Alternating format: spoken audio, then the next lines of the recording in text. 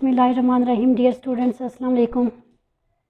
We are going to read active and passive voice. ठीक है, active voice passive voice में हमने इससे पहले भी हमारे लेक्चर्स हो गए, आई थिंक 7 लेक्चर इससे पहले हमारे हो गए हैं। और उसमें हमने क्या पढ़ा था, हमने पढ़ा था कि एक्टिव वॉइस पैसिव वॉइस हैं क्या। उसके बाद हमने पढ़ा था कि टेंसेस के अकॉर्डिंग, ठीक है, प्रेजेंट टेंस के हमने पढ़े थे, present indefinite, present continuous, present perfect के। फिर हमने पास्ट के हमने पढ़े थे, पास्ट इंडेफिनिट, पास्ट कंटिन्यूस और पास्ट परफेक्ट के। अब हम पढ़ने जा रहे हैं फ्यूचर के। ठीक है, फ्यूचर इंडेफिनिट के हम एक्टिव वॉइस और पैसिव वॉइस आज करने जा रहे हैं।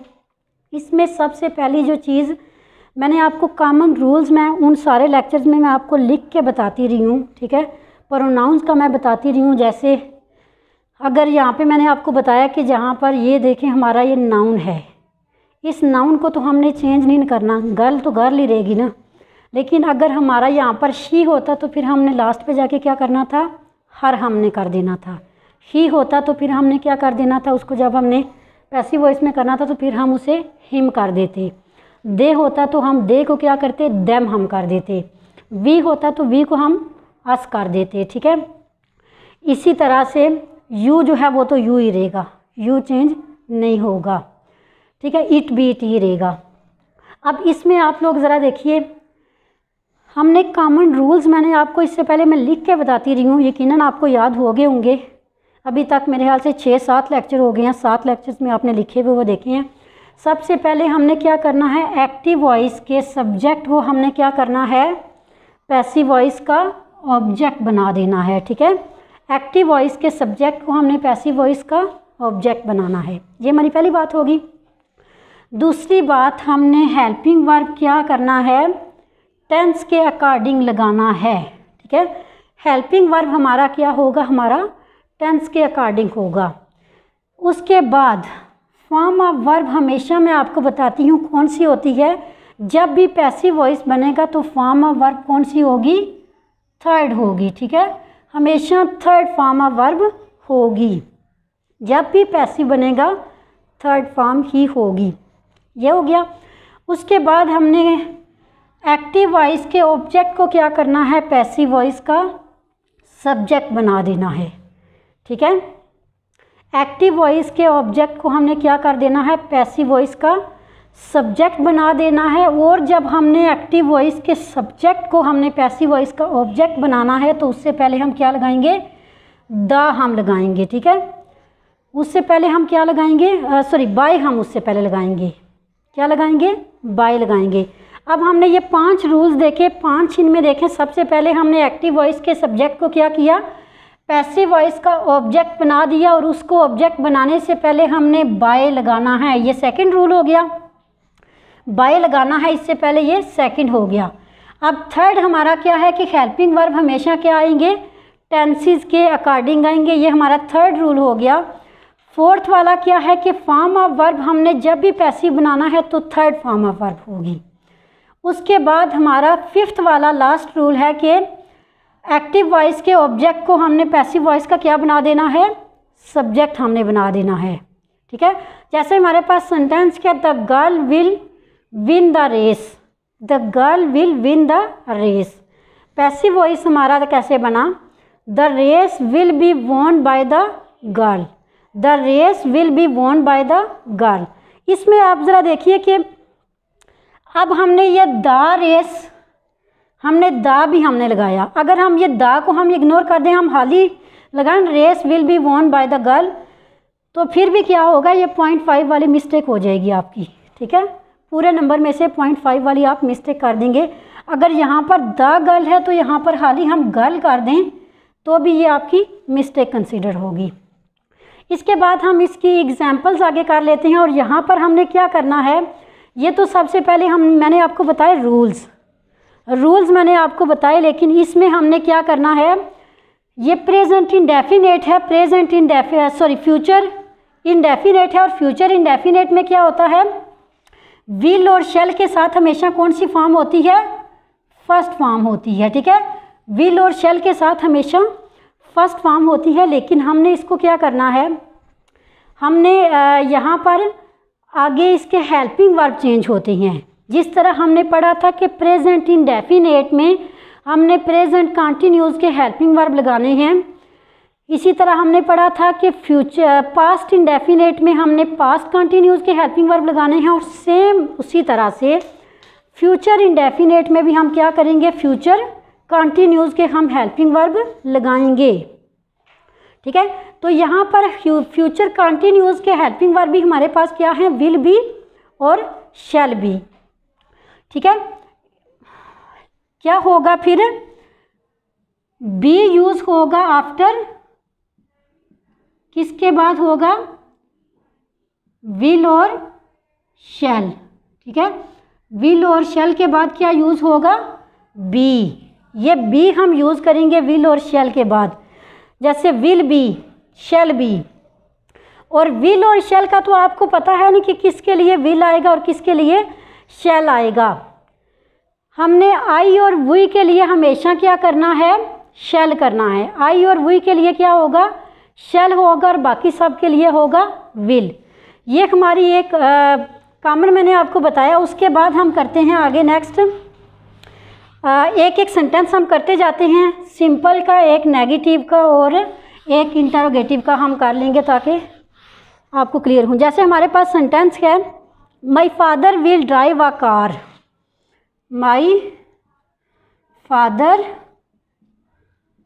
Father will drive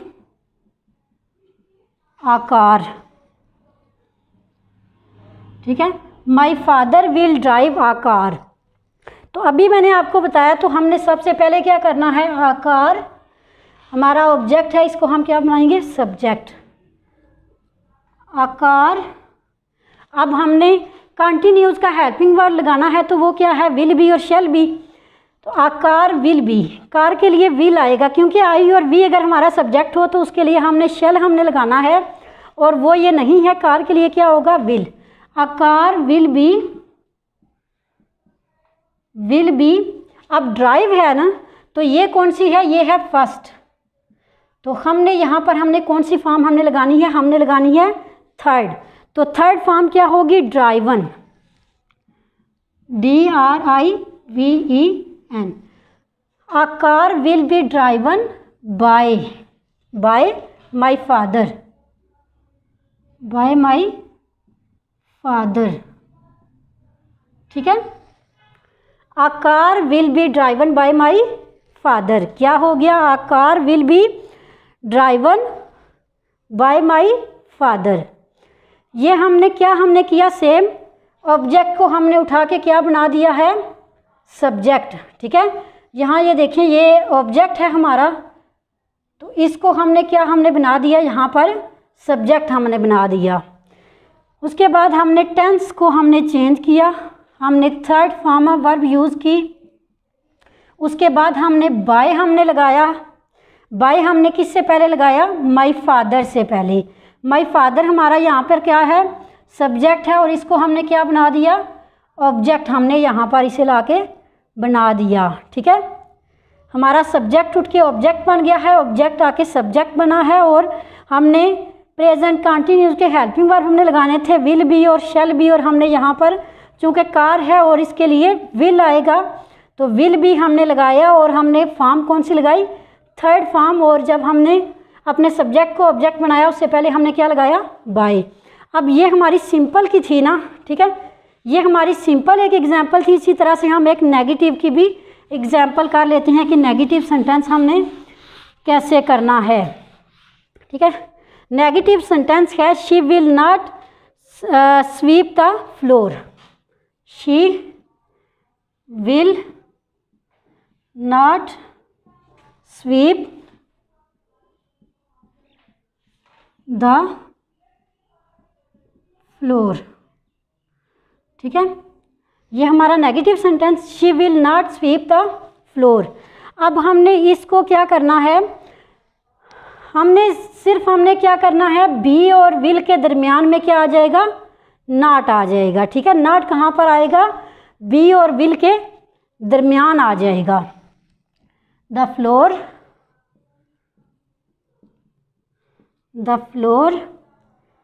will